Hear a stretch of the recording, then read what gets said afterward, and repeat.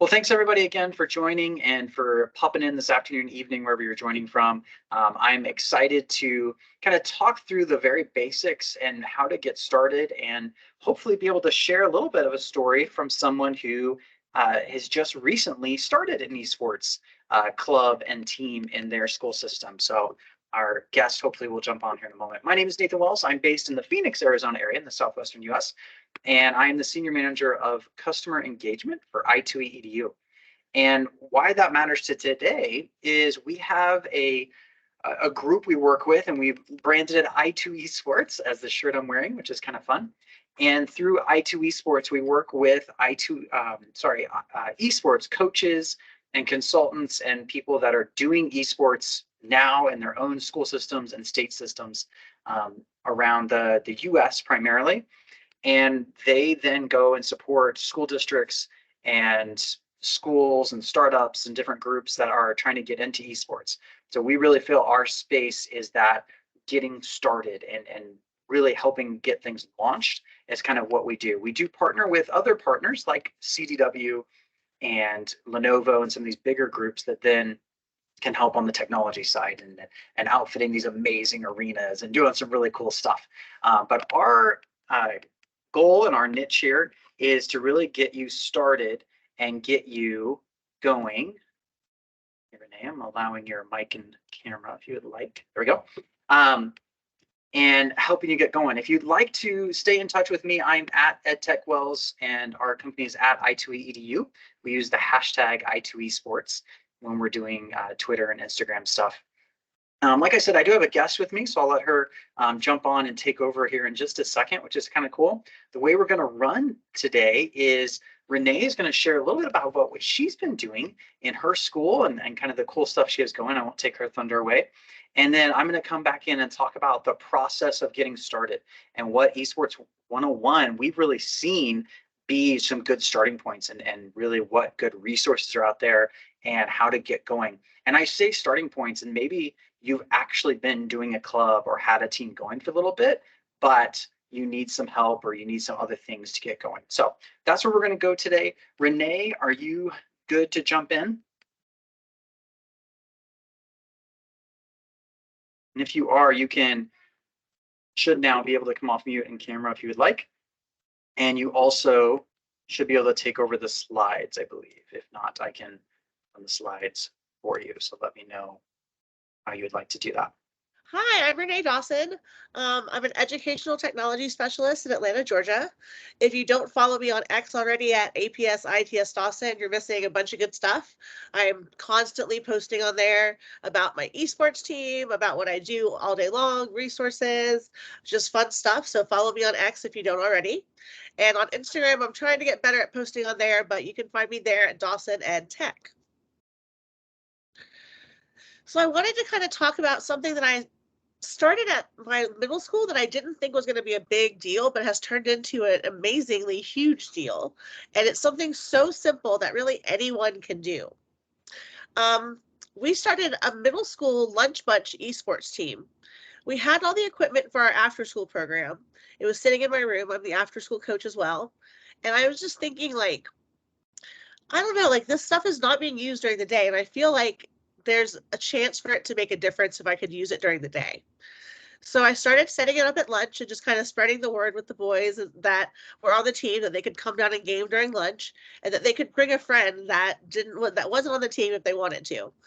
So pretty soon I had 15 to 20 boys every lunch period coming down to game. And I did target some specific at-risk students that I worked with my counselors and social worker to specifically get involved that were missing school a lot or had behavioral issues. And after about a month and a half, we saw a significant decrease in suspension rates. And by significant, I mean 27% decrease in school suspension in just a month and a half, and a 21% increase in school attendance in a month and a half. So these students were starting to come to school because they had a reason to. They had something to look forward to, time to be with their friends, time to just be kids for even just 20 minutes a day. So something so small to me ended up being so huge to the rest of the student body. So Lunch Bunch, they have a wristband that that the school purchased for me. I think we ended up getting 300 wristbands for $60, so not a big investment. The students set up and break down all the equipment. The sixth graders come in and set it up. The eighth grade last lunch breaks it down. And everyone must help cleaning up any lunch mess before they leave, and they have to maintain positive behavior to participate. If they have behavioral issues either outside of my classroom or in my classroom, they don't get to come.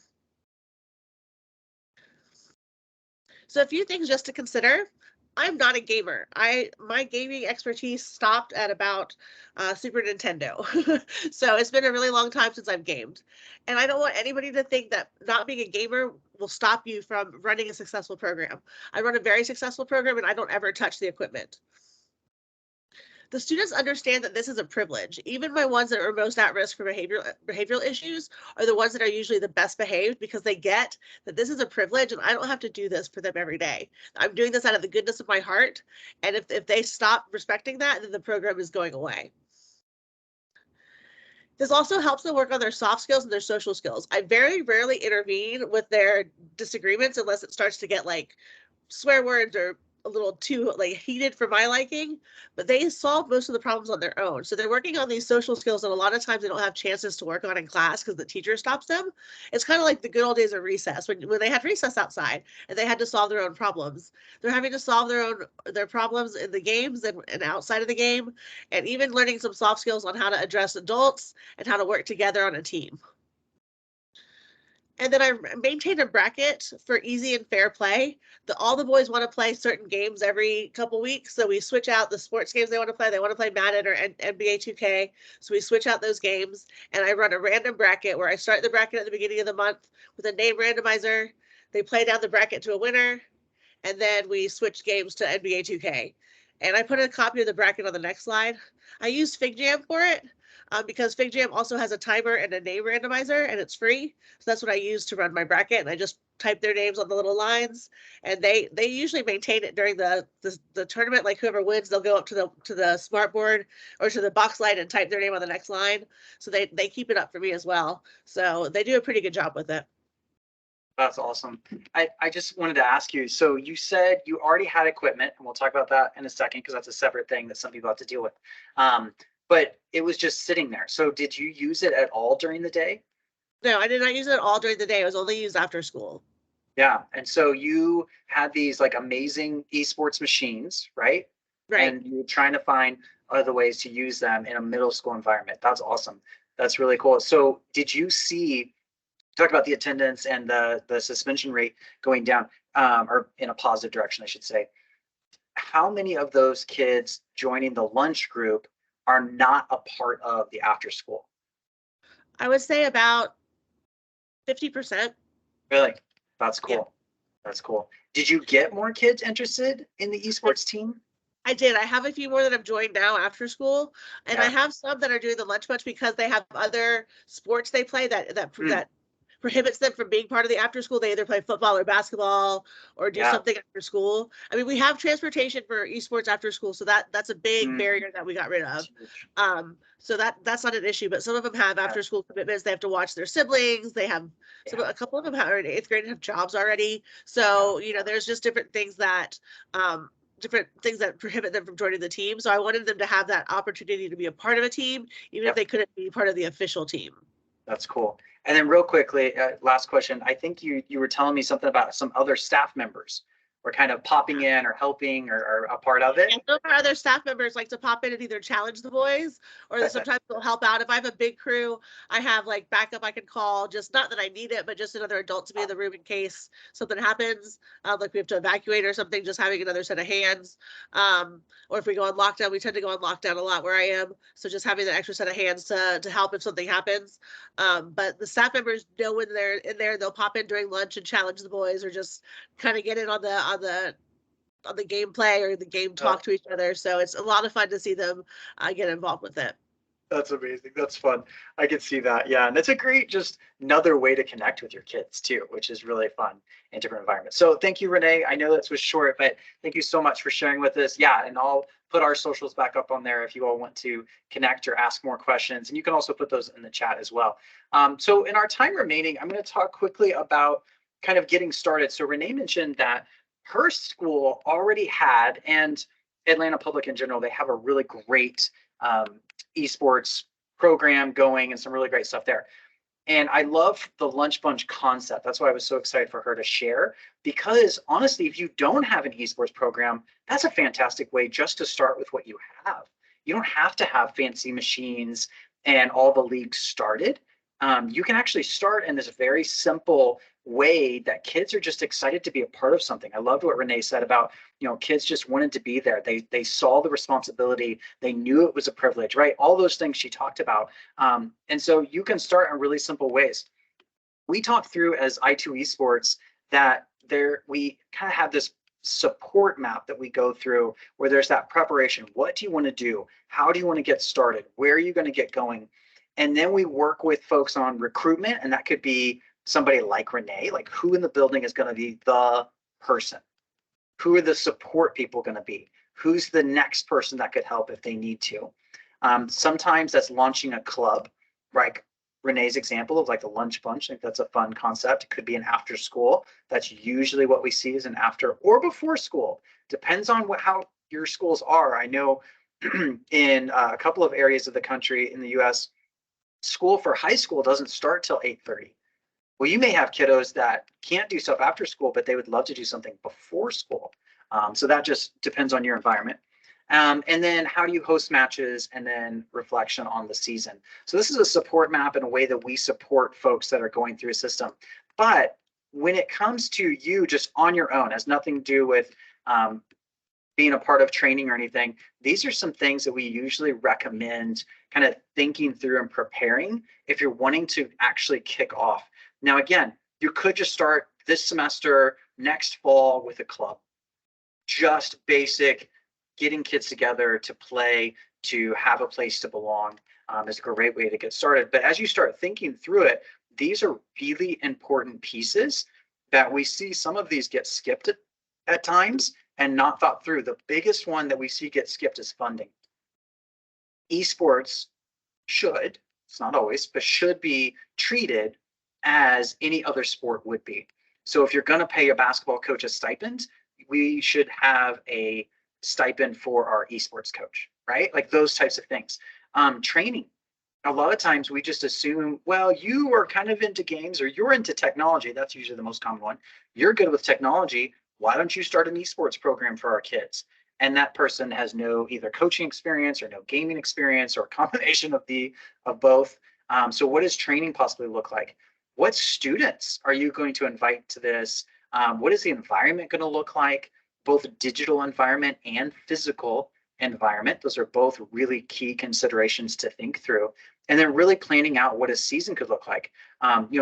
Renee was talking about her club. I guarantee if we asked her here in a second, if we have some time, what does her season, like actual esports program season look like? Probably looks a little bit different than that Fig Jam that she showed a picture of with the bracket, but it is similar to it. But what does that season look like? Are you going to compete internally? Are you going to compete with other schools out of district? All of those pieces go into that.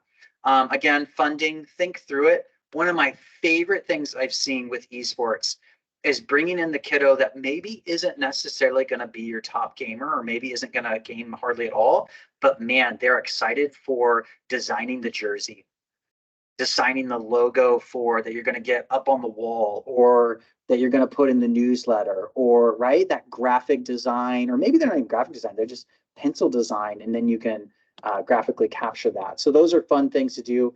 I've seen schools have students come in and paint the walls, create a digital version of their colors and logo, and taking like the school logo and adding the esports piece to it. So there's some fun things to do that, but some of that takes funding. So what support do you have for that?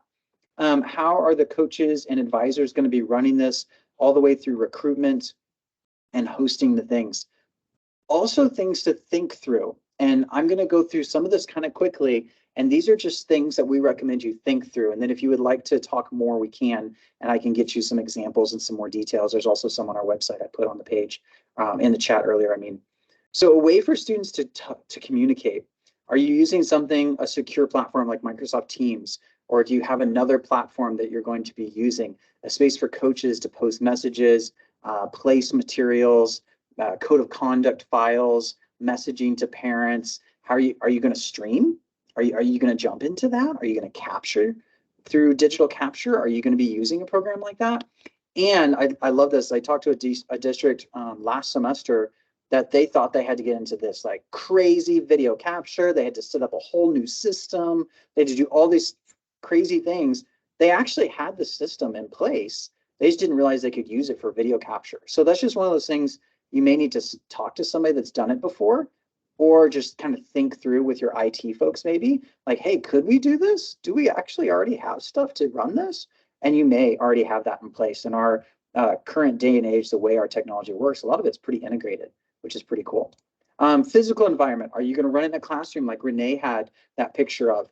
Is it a library space, a computer lab? Is it a dedicated esports space? I love some of these pictures I've seen. This is an example of one. This is actually a Minecraft build battle they're doing. You can see it up on the big screen on the left of my slide. You can see they got fun lights in there. They got the kids set up in the fun gaming chairs. My colleague Becky Keene, some of you may know, she posted about a year, almost 2 years ago now, I guess, and on social media asking folks like, what do you use for your esports environment? And there is, I'll grab the link to the Wakelet where this was, where you can see examples of this, but they were able to go in and a lot of people posted what their school system did. And there's some really cool examples all the way from very, very simple to really, really crazy, high-tech, expensive spaces. So that Wakelet collection, if that link works, Diana, I know you're on here. If you could check that for me, make sure I got the right one. There could be some neat spaces. And what I love about this is to think through where are you at today, right? And where do you want to go? What do you want to get to? Maybe there's some fundraising or some community involvement you need to pull in to get to where you want to go. But where are you at today that you can just get started now with more of the simple things that you could be doing? So that's something that I would encourage you to look at. And then, of course, training, everything from gameplay basics, right? Like something like Minecraft Education Edition, if you're using that for the build battle example, that has some training that needs to happen because you need to know as an educator, as a coach, how to put the things together and how to set the commands. Whereas something like Rocket League, there's some tournament examples you need, but overall, gameplay doesn't work. Okay, thanks, Diana. I'll grab it in a second. So those are things that you might want to kind of think through and figure out where you're going with it. And let's grab this link real quick. I apologize. And being able to, there you go. Think about where you want to go and what you want to do next. There we go. Sorry about that. So, and then what is the league going to look like and play? And again, there's some different professional development series that we can support you all with, everything from Minecraft to coaching workshops. Group and Game Plan are training platforms that support players and support coaches putting together a practice. And they have everything from free plans to paid plans and everything in between. So that's great. And then something I also want to challenge you all to think about is who is a gamer? And Renee mentioned, she had her boys that were in the after-school gaming environment, and then she targeted or asked other staff members, who are some other kids we can pull into our lunch bunch that maybe are more at risk, that maybe are not the ones we would typically see. And I think that's a great point to pull out. We a lot of times we use the phrase recruiting from the sidelines, because a lot of times you have those kids that maybe aren't going to be in your football team, basketball team, soccer team, etc., but they will join a gaming club, right? So who are those kids that are maybe out there that are not necessarily involved already, that this could be a really cool opportunity for them? And sometimes some of that is our own like preconceived ideas of who is a gamer and helping that mindset shift on our own a little bit so that we can know who to reach out to. I think this is the Valorant, I forget if it was state or regional championship, and this was the winning team. I don't know that all of them would necessarily come to top of mind for me as a quote unquote gamer look, right? We need to kind of get that out of our mindset of who a gamer is. There are examples of all girl esports teams, but more often I see them as co-ed groups where you have the ladies involved, which is really cool. And I think it's really important to give those opportunities to pull in all kinds of kids that can be involved and might want to be a part of that and give them space for that. The biggest thing I think is uh, looking at how it's handled and making sure, I think Renee mentioned this a little bit, on the attitude and the way that kids are interacting with each other and making sure that it's appropriate. And then, so again, who is a gamer, recruitment, making sure you look at roles and expectations. I'm working with a school district right now that was our biggest thing, is trying to figure out the roles and expectations. I just actually shared with them the Wisconsin one that Mike Dolly helped with. So some of you are Wisconsin's folks on this call, and looking at some of the pieces there and making sure you kind of think through that ahead of time is really important. So when we do trainings, we have an esports handbook that we include. And with that, there are some example flyers, expectations, code of conduct, healthy hand habits. All of those are customizable and you can take them. I think it's also important to think about your planning and your timeline. And again, we have examples of that. So I want to leave a couple of minutes to see if there's any questions. And again, you can join us. And Caitlin, thanks for dropping that in. If you can't see the chat, she put in there that, again, highlighting impact. She said some of the seniors went from zero school involvement and no college to exploring colleges because of their esports experience. I think that's amazing. I've heard that a few times. Another district we were working with in New Mexico had a kiddo who actually was pretty involved in sports, but didn't really see a path to college as meaningful to them or helpful because they weren't going to play their sport that they were involved in college, and they didn't see a reason to go to college. They got really involved in the esports team. They actually stopped playing the other sport and got a college scholarship based on how they were playing. I can't think of the game title off the top of my head, but they got a college scholarship, got into, it wasn't graphic design, it was another one that had to do with like management, maybe, I forget, but anyways, it was an esports type tie-in, which was amazing. And that family, of course, was super excited to see their kid get really excited about something and have that opportunity, which was really awesome. Questions. I went through some of that really fast. I know Renee went kind of quickly, but I'd love to hear if you have any questions. You can drop them in the chat. I turned on the cameras, or I'm sorry, on microphones, cameras too. But so if you want to come off of mute, you can do that as well. I didn't really talk about funding, question in the chat coming through, because it really depends on where you're coming from. It's an important conversation to bring up to your district or school leadership of how are we going to take care of this? Do you have the support in your school or district, and or that somebody's going to be setting aside funding to support this like they would any other sport? That's usually the conversation, is are you going to view this as any other sport and be able to support it? Now, there are some funding you can get through STEM and CTE sometimes.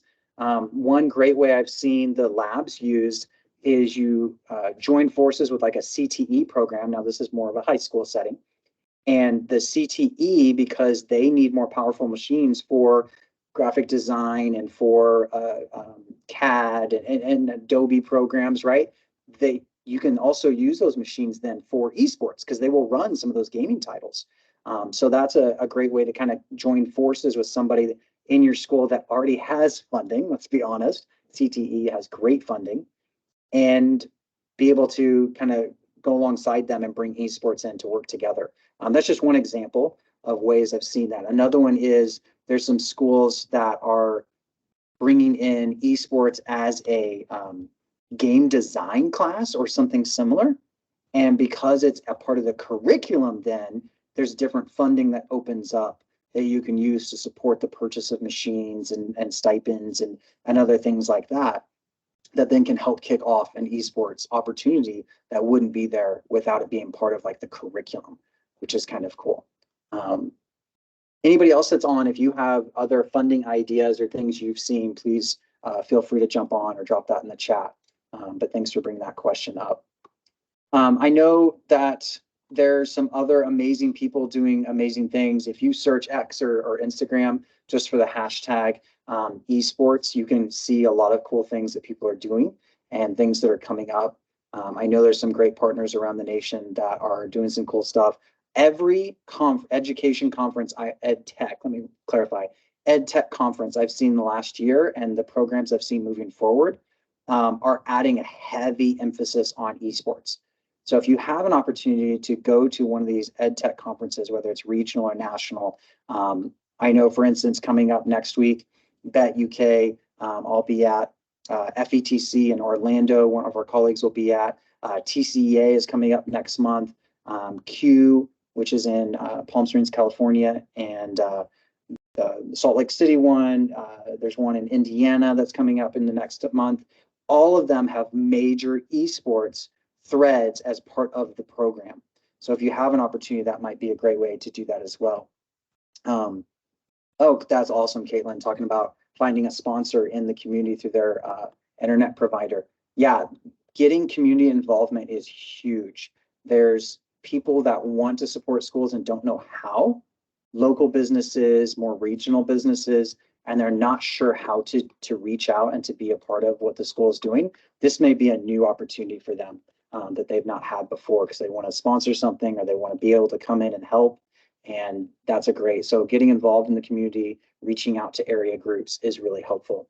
I want to mention again, you can connect with Renee or myself through X, Twitter, or Instagram, LinkedIn, however you do those things. Love to stay connected with you all. I will put this as the recording and some of our links to resources in a follow-up email. But otherwise, thanks for joining. Have a wonderful night, and hopefully we will stay connected and talk to you soon. Take care, everybody. Thanks.